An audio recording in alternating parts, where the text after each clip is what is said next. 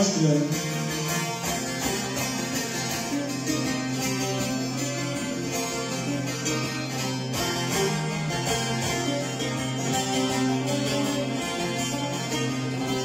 Benim sevdiğimi şu sözleri gülüp sende ne çabandı kanca yükünü fil çekmez oldu azdı zaman azdı ne çaban oldu azdı zaman azdı ne çaban oldu yazır yazır yazır yazır ne çaban oldu yazır yazır yazır yazır ne çaban oldu.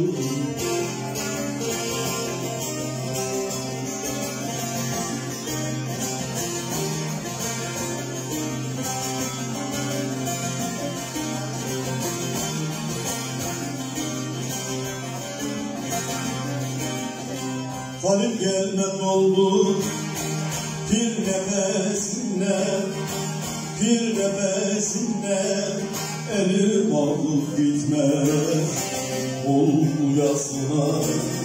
Dağlar sindi tepeler gölgesine, büyüdü sinemde ne çabar oldu, büyüdü sinemde ne çabar oldu. Yazır yazır yazır yazır ne çabar oldu. Yazır yazır yazır yazır ne çabar oldu.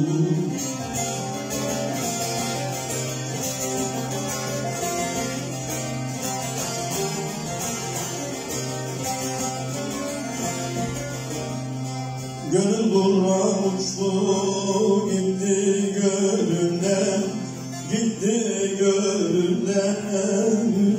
Vazgeçer mi bunca gülden, aptal bir sultanım şarkın elinde.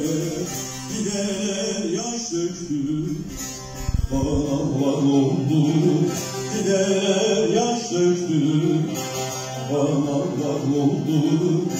Yazır yazır yazır yazır bana oldu. Yazır yazır yazır yazır bana var oldu.